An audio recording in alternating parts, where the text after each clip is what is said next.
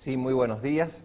Estamos entonces hoy con nuestra columna económica y hoy tenemos una grata presencia, tenemos un invitado, el licenciado Alejandro Guzmán Stefanini, quien es el decano de la Facultad de Ciencias Económicas y Empresariales de la Universidad Católica de Cuyo. Buenos días, Alejandro. Muy buenos días, Marco. Un gusto.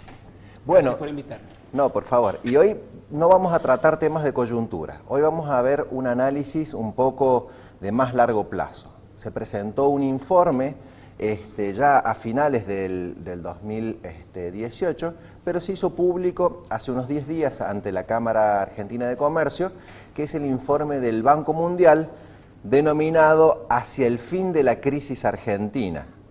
Análisis sobre la agenda a mediano plazo para un crecimiento con prosperidad en Argentina.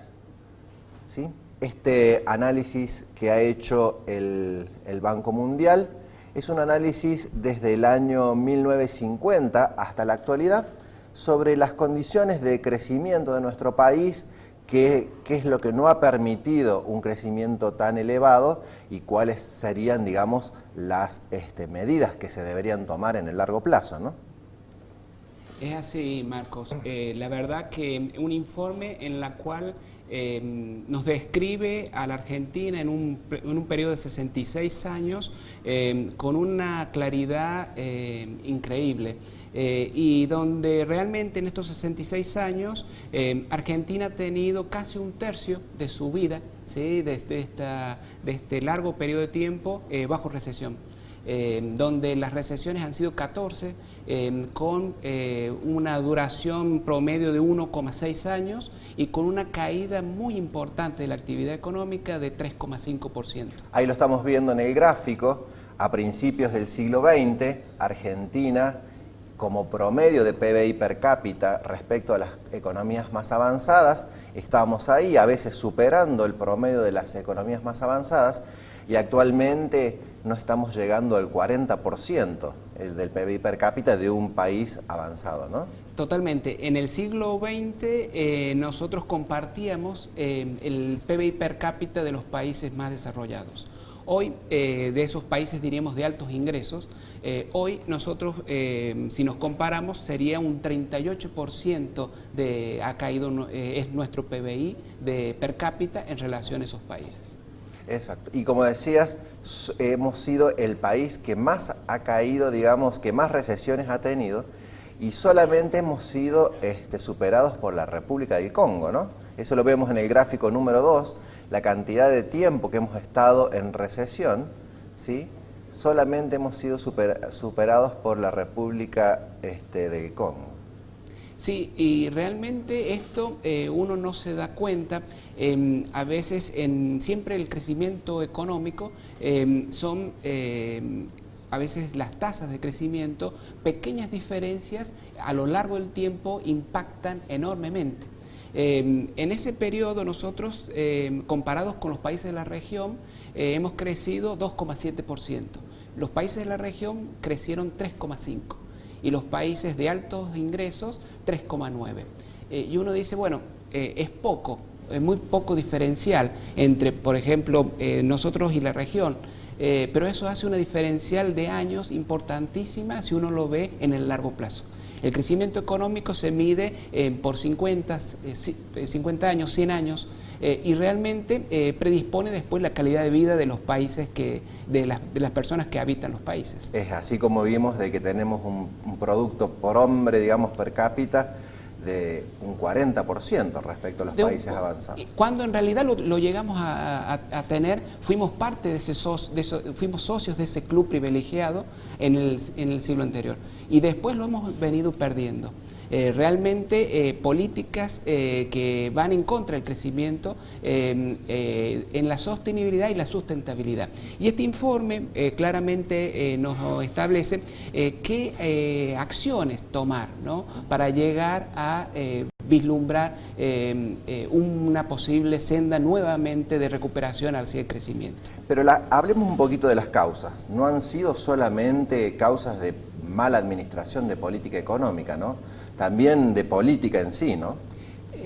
Yo creo, bueno, eso es muy bueno. A veces nosotros con el diario, diríamos, del lunes es más fácil analizar todo el proceso económico y cómo se da el impacto de las políticas económicas. Sin lugar a dudas, creo que claramente la economía dice que para que el crecimiento se dé a largo plazo, se deben dar ciertas condiciones.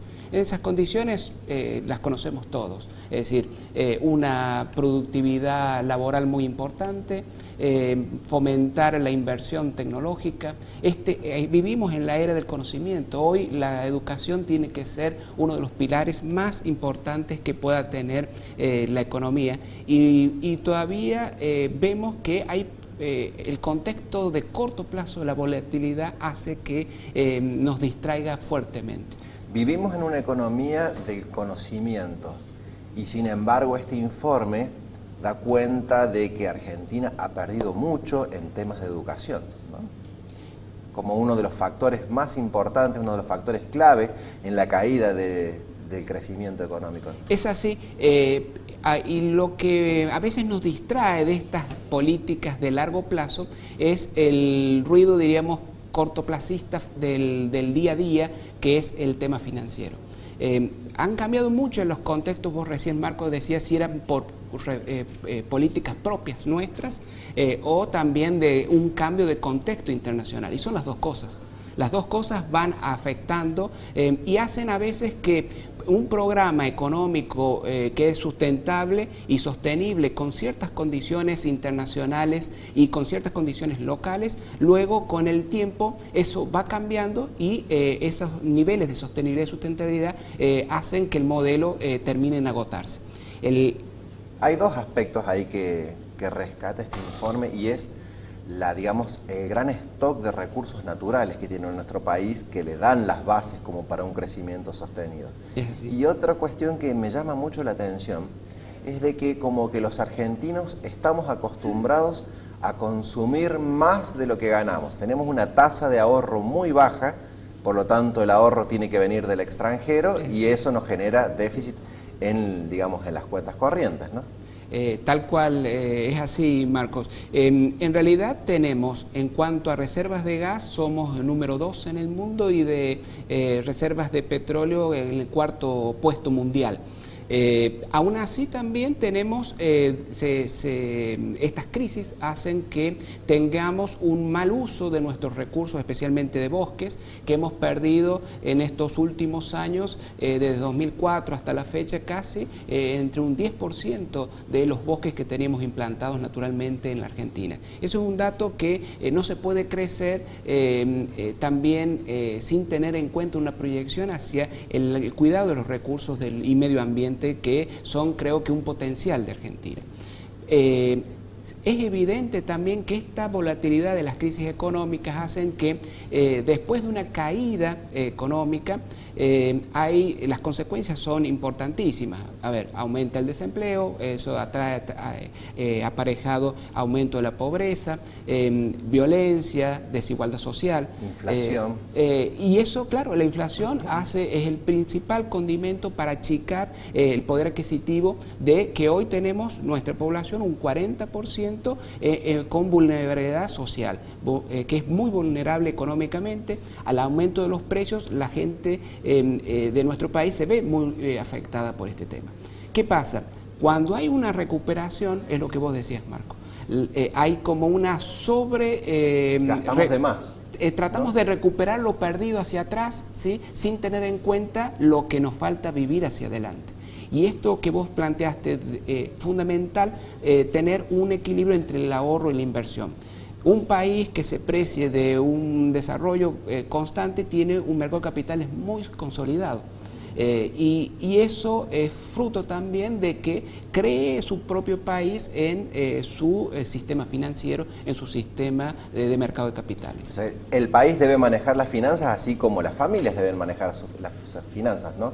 Es como si nosotros cobráramos el sueldo a, digamos, los primeros días del mes y el día 10 ya no tenemos nada, ¿no? y tenemos que esperar hasta el 30 para cobrar de vuelta. Eso es lo que nos está pasando también como país, ¿no? Cuando viene la época de crecimiento nos gastamos todo y después en época de recesión no tenemos dinero. Es así. Nosotros vemos en la Argentina que la recuperación del Estado desde 2004 hasta prácticamente 2011, dos motores muy importantes potenciaban el desarrollo de la economía argentina. El motor fiscal, porque había superávit fiscal, y un superávit comercial, que eran dos parapentes que potenciaban y traccionaban a la economía de una manera espectacular. Después de 2011, estos motores ya empiezan a ralentizarse. Perdemos el superávit, entramos en déficit fiscal y acá es donde entra lo que vos decís, Marco. Empezamos a gastarnos lo que no tenemos, empezamos con déficit y empieza a tener un déficit el Estado, pero también lo empezamos a perder en la competitividad de nuestras exportaciones. Y eso tracciona a llegar casi a la actualidad. Vos preguntabas cuáles son las causas, ¿no? Donde este agotamiento, tanto el Estado que tiene dos instrumentos fundamentales para estabilizar la economía y proyectarla hacia el crecimiento económico, que son la política monetaria y la política fiscal, son muy dependientes de ¿qué? De la bonanza económica, es decir, de cada sector. Si el gobierno no puede hacer política fiscal, si él mismo no puede cubrir sus cuentas.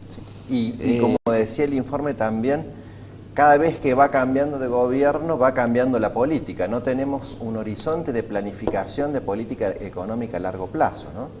En otros países los presupuestos, digamos, las actuales administraciones ya están armando el presupuesto de la administración que viene. Nosotros no tenemos esa planificación. Cambia el gobierno y cambia completamente la política, no cambia el rumbo de la política, cambia el sentido de la política económica, ¿no? Totalmente. Hay uno de los aspectos que estudia dentro del crecimiento económico es la institucionalidad de los países. Lo que vos decías, Marco, esto se tiene correlación en plantear políticas de largo plazo que independientemente de los gobiernos que después tocan en la continuidad republicana del ejercicio del gobierno, hacen que haya una continuidad de estas medidas, de estas políticas. Una de las cosas creo que es fundamental de este informe es que nos describe, ¿sí? Y que nos da una enseñanza. Esta excesiva volatilidad nos ha hecho perder un gran escalón que teníamos en el siglo pasado. Y creo que eso es fundamental recuperarlo. ¿Cómo? Dándole mayor institucionalidad a los poderes del Estado y que y que haya una presencia, diríamos, de un largo plazo, de medidas constantes que se mantengan hacia un crecimiento sostenible y sustentable. Perfecto, sí. Este informe no solamente da un diagnóstico, como vos decís, sino también plantea algunas reformas necesarias. Algunas las hablamos. Reforma del mercado laboral. Tenemos un mercado laboral que por ahí cuando hablamos de reforma todo el mundo tiembla. Dice que van a empezar a echar gente. Va a ser más flexible que las empresas puedan echar gente, pero creo que la reforma se plantea por el lado de que hay mucha informalidad, ¿no? Es sumar más gente que está informal al mercado formal, ¿no? El informe es realmente claro en este aspecto, donde no se puede lograr un crecimiento sin inclusión de las personas. El mercado laboral tiene que tener una capacitación, tiene que tener una mejora de su productividad, pero conteniendo a las personas. Y esto lo marca mucho el Banco Mundial. Y eso de contención de las personas tiene que ver también con el tema de educación y con el tema de salud, totalmente, por supuesto. Totalmente. Servicios que ha provisto el Estado y cuando empieza a caer en su dificultad presupuestaria el gobierno, empieza a desatender. Entonces va como que todo atado desde una misma razón de ser. Una de las bases del crecimiento económico es que los presupuestos fiscales tienen que ser controlados, como también la inflación tiene que ser controlada. Un aspecto crucial para sostener, digamos, para contener el déficit fiscal y que lo habla también el informe, es el tema del sistema jubilatorio. El sistema jubilatorio argentino es diferente al del resto del mundo. Se intentó en los años 90 armar un sistema dual, un sistema privado juntamente con el sistema estatal, y actualmente jubilaciones y pensiones están llevándose aproximadamente el 40% de los ingresos públicos, ¿no? Claro. Eso es, y además con una expectativa de vida creciente, tenemos cada vez más déficit en ese sentido. ¿Hay que pensar en un nuevo sistema previsional?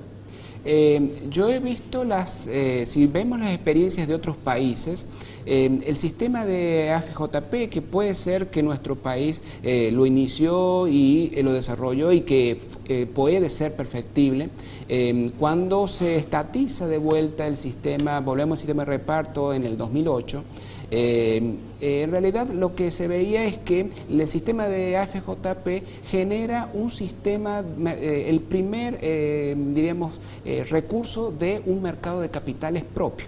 Y que invierte y tiene la obligación de invertir y eso es ahorro dentro del país. Es fundamental, ¿por qué? Porque contamos con un capital del país para el país.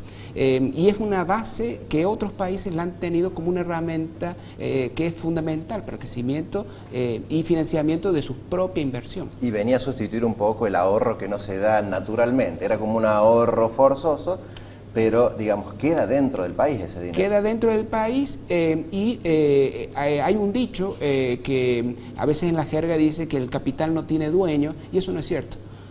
Países, yo he visto cuando la Comunidad Económica Europea integró a los países del este, un tema muy importante fue de que a veces era más barato producir en los países del este. Y bueno, Volkswagen sacó su planta de España, pero no de Alemania. Bueno, eso ya es un mensaje, ¿no? Y sí. Los capitales sí tienen dueño y se quedan en sus países. Se quedan en sus países. Bueno, muchísimas gracias, Marcos. Alejandro.